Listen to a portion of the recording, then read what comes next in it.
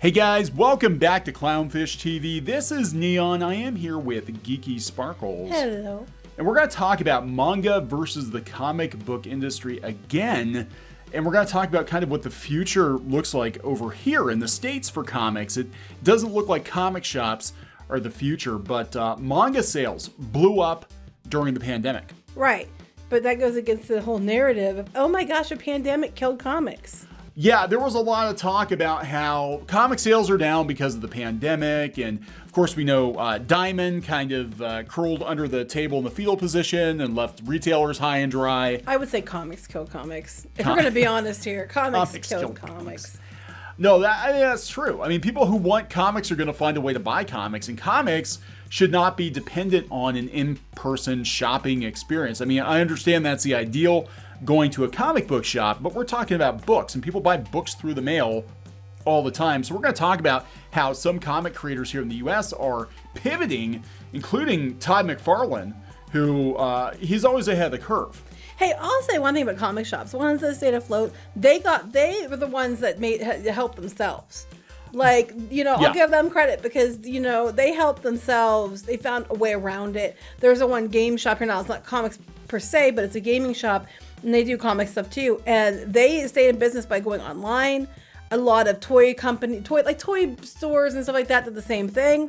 Mm-hmm. They got themselves through it.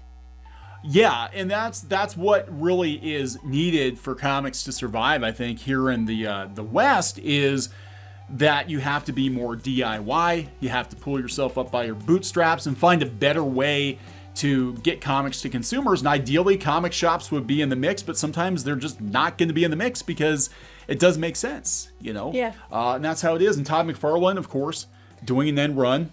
I just think it's funny because he does Spawn, but I love the vintage, antique pieces behind him, the furniture and the teddy bear. And the teddy bear.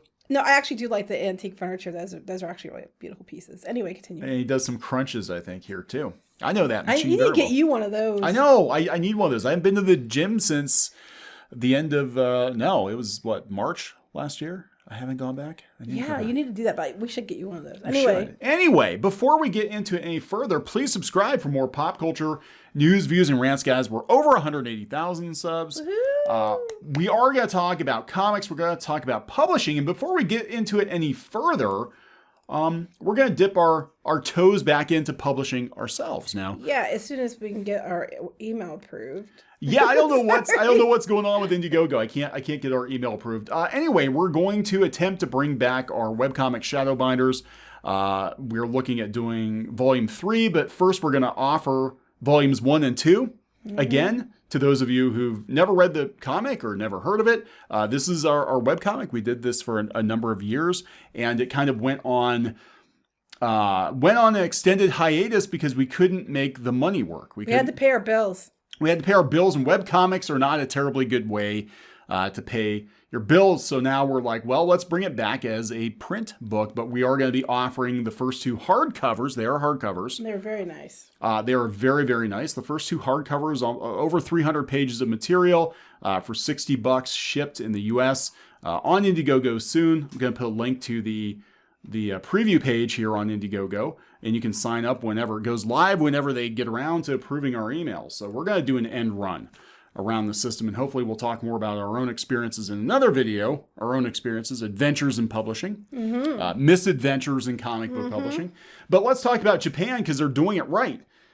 During the pandemic, the Japanese publishing industry saw higher sales. They're kicking your butts. I'm sorry, but they are. I don't know what else to say. I don't know how there may be more ways we could word this. They're like over here. They're like, oh my gosh, comics is so bad, and it was because of the pandemic. Even though I would argue it's because you have to actually make stuff people want to buy. And then manga is like kicking all your asses, and they did better because people were shut in. Now, I mean, part of it is because, different cultures, that kind of stuff goes over better there than over here. But it's also because everybody over here is buying their comics because that's something they want to read. Yeah, that is the key. People will find a way to buy comics. And we're going to go back out and talk about Todd McFarlane here in a little bit because he did like $2 million some on Kickstarter. if you make comics that people want to read, they will buy them. We saw this with Boom, too. We saw this with Power Rangers. We saw it with the Keanu Reeves Berserker comic. We saw it with some other campaigns over in IndieGoGo. Ethan Skyver did over $1 million. So people will buy comics if you give them comics they want to read and you make them easy for them to get a hold of. Right. But in Japan, during the pandemic, because this makes sense, you're shut in. What are you going to do? You're gonna watch anime, you're gonna watch Netflix, and you're gonna read comics. Binge the Tiger King, and there they read books. Demons, yeah. Who's ahead of the curve here? Yeah, over here we binge Tiger King. They read Demon Slayer. But yeah, the estimated sales of comic books and magazines, as well as their electronic versions in Japan, rose 23% from the previous year to 612 billion yen in 2020, hitting the highest level since such statistics were first compiled in 1978. Well, dang, highest level ever. Wow, 23%. That's huge. Big. Yeah, I was like, huge. That's big. The previous annual record was 586 billion yen in 95. Japan's comic market was led by Demon Slayer. Billion. Oh my gosh. And a robust stay-home related demand amid the spread of the coronavirus, according to the All Japan Magazine and Book Publishers and Editors Association. It's just Japan. Just Japan. Estimated sales of comic books and magazines increased 13% to 270 billion yen, and those of digital comics scored 31.9%. Soared 31.9% to 342 billion yen.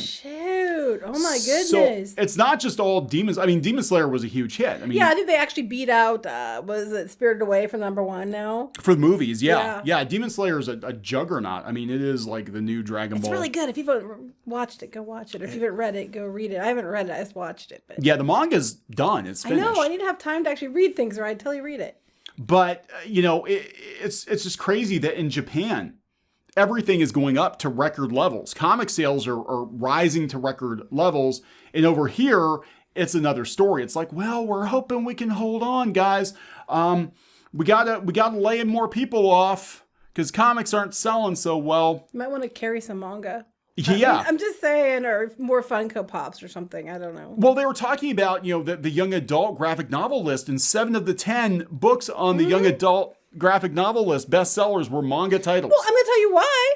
Because I see this something keep picking up on the young adult list, and they will appeal to librarians and a very, very, very small percentage of young adults. Yeah. That's why. Yeah. Yeah, it's crazy. So look at the material you're publishing. Look at what you're publishing. And even these YA graphic novels, a lot of them appeal to basically Tumblr, and that is it. Whereas manga has more broad appeal. Why not both? Why can't you have a couple books that are going to hit that demographic, the librarians and the Tumblr crowd, and then do some books that are going to have more of a mass appeal? To me, that makes the most sense. Then you're making sure you're covering all your bases, and then no one's being excluded. That would be, the smart thing to do. But, no one's been, saying that they're smart for quite a while now. Yeah, I never understood this either because, you can have your cake and eat it too, but it seems like they feel like it's a zero-sum game. Either we're going to go all in on Tumblr-style comics to show how progressive we are, or we're going to, just do superhero comics that have kind of a finite audience. Or do mainstream comics that are going to do well with good stories, and then it can fund the comics that aren't going to probably have the demand, but they'll be able to be done because the money's there from the things that perform. But that's business, and that makes sense. Why do that when we can shoot ourselves in the foot? Yeah, it's just, this, if anything, the pandemic has showed the weakness in the comic book industry. And these are things that it wasn't controversial to say the direct market was kind of a suicide run for years. A lot of people said, hey, why are we putting all of our eggs into the direct market? And then all of a sudden, if you started saying, hey, the direct market, this is kind of a problem, that this is a point of failure. And if Diamond goes under, it takes all the shops with it and a bunch of publishers. Then all of a sudden that became like an alt-right Yahtzee thing to say. Yeah, and then you get a put on your list and all your friends block you and you don't even know why. Not that we're speaking from experience or anything. Yeah, how dare Kneon mention that Marvel's numbers were a little bit concerning, because that apparently made us automatically the devil. We didn't even know what the hell was going on. Here's another thing too with publishing, and that is everybody keeps talking about superhero comics. Thing is, we found when we did web comics and stuff, that's not what everybody wanted. A lot of these manga books aren't superhero books. I mean, you have some that are, but a lot of them aren't. And I don't think people, everybody goes by superhero and how like the mainstream superhero books do. The thing is, I think that there's a big audience that doesn't want that. Yeah, I think there's an audience for relatable stories with good characters, usually, fantastical elements that aren't necessarily superhero. Now, there is the diehard superhero Right, there's always audience. a market for that. I mean, that's established. I'm just saying that, they keep going after a certain market that maybe they should be looking into expanding. Well, they try that, but then what they do is they actually go after The wrong things? Right. They go after the kinds of stories that are very, very niche. Whereas you look at manga and they're very big stories and they're self-contained stories. They're easy to follow. You don't have to, there's no crossover event with Demon Slayer. Right. And I mean, like, what happened to this whole idea of mass appeal? It Yeah. used to be like, what was the mass appeal thing? And then you might be able to do your niche things in addition to the mass appeal stuff, but the mass appeal pretty much bankrolled everything. Yeah. Yeah. And that's it. You can experiment with other stuff as long as you have the money. That's what people didn't understand. I think with Boom making all the money they made off the Keanu Reeves comic, they're kind of demanding it, but they're like, our people aren't getting paid very much, whatever. I'm like, well, those books don't sell very much. Yeah, that could be why. But you should be happy that Boom made as much money as they did because now they can actually keep publishing that kind of stuff. Right. Because they can afford to take a loss on some of those like more niche books because they've got, Keanu Reeves is their pay pig. I mean, from a perspective of a business sense, I don't understand why they do all that niche stuff anyway. I mean, a couple things here and there, maybe because they're like passion projects or something. But for the most part, it seems to me like what they do in Japan is the market decides. If something doesn't sell, even if it's good but it doesn't sell worth crap, guess what? It ends. Yeah, pretty much. They're cutthroat over there. Yeah. They're absolutely And brutal. they get it done. Yeah. I'm not always condoning the way that some of these people are treated. I'm just saying that as far as what they have it down to what actually makes money. Yeah, they do. The comic industry needs to maybe start taking some notes and stop whining on Twitter all damn day. So somebody who's not whining on Twitter all damn day is Todd McFarlane. And Todd McFarlane was an idol of mine back in the day when I know wanted you have told me. Yeah, Todd McFarlane and Rob Liefeld. I like these guys because I was... Yes, and you're right by Rob Liefeld. You were afraid to talk to him. I didn't want to bother him. He looked busy. He was right behind us. I know, but I'm like, what if he's a dick? And then I'm always going to have, oh my God, It seemed Rob like he Liefeld was a dick to me. But, I mean, I don't know him, but he seemed pretty friendly. People coming up to the table, and you spent days with him right behind you. It's... literally in the same booth area, because they keep us a guest. We were a guest. We were like in the same area the whole time. I know. Maybe he thought you were snob because you didn't say hi. I don't think he was paying any attention to what we were doing. Probably not, but I'm just saying, maybe he thought you were being rude because you were right behind him and didn't bother to say hi. Anyway, Todd McFarlane, Jim Lee, before he worked for DC, Rob Liefeld, those guys, they formed Image. They left Marvel because they were like, this system sucks. We don't get royalties on these characters, really. And we're going to go make our own thing. And I remember people telling Todd McFarlane in particular, you're insane. You're going to leave Spider-Man, at the peak of its popularity and go do your own thing. Good luck with that. Well, it was smart to do it at the peak of popularity when people still knew who he was. Yeah, and he was still making, a ton of money from Marvel, so he could take that and funnel it into his own thing. Mm-hmm. And he did. He left the top-selling Spider-Man book and went and started Spawn, which was sort of a mashup of Batman, Ghost Rider, Spider-Man, pretty much like every comic book I think he worked on, but he played to his strengths. He had a very visual character who happened to be African American, by the way. Right, but that they didn't invent those kind of characters or movies until Black Panther. Right, and Spawn sold really well, and then it launched. I remember being humongous, big deal. Oh yeah, I wasn't a comics person, and I knew about it. So Spawn sold a lot of comics, had an animated series on HBO. They had a movie. They have toys at Walmart again. I saw. They do, yeah. I sent you a picture. Yeah, we'll talk about where he's going with things because that was his next thing. He went into McFarlane Toys, and first he started out with Spawn characters. I remember when that came out too. Other Image characters, and then he got into like sports stuff and licensed stuff. And they still make McFarlane Toys still makes like Lego type sets, and they make all kinds of stuff. So he diversified. He took his comic book popularity and he diversified, but he did it himself. Not all himself, obviously, he has people working for him, but he is one of the smartest business people in comics, like of all time. Like he never had to worry about his kids starving because he knew if he worked for Marvel indefinitely, they could get tired of him. How dare you? Meanwhile, that niche artist with a book about, their blind puppy is out there, and Elliot is out there not making enough money to get by. Sell more books. I'm just like, I don't know. It's just, how dare he? He's horrible. So I've always admired his business acumen because he's got it in spades.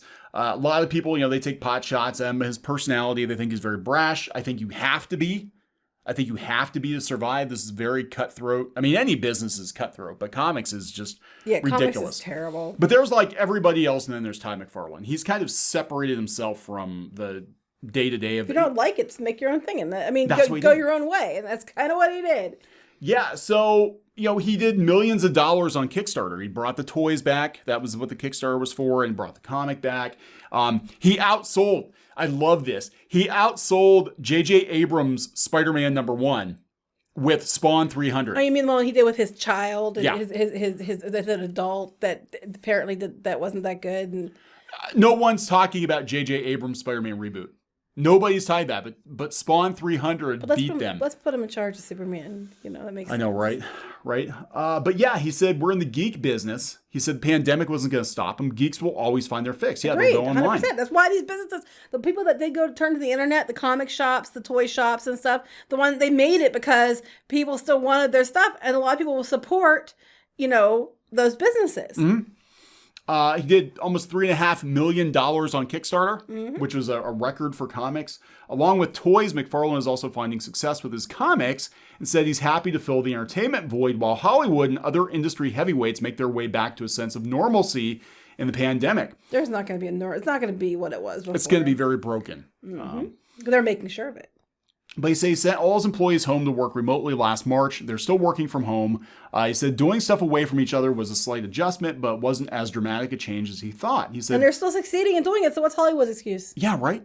I don't understand. Like, I get live action productions. Yeah, okay, that obviously. But animation, right? Why are video games, all stuff like the COVID shouldn't have any effect on that. There hasn't really been any real disruption on the comic book side. He said, minus some distribution issues. Diamond, it was relatively smooth.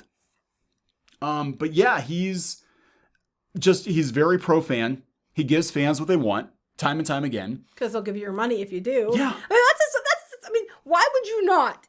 Like, I'll give you this money if you give me this product.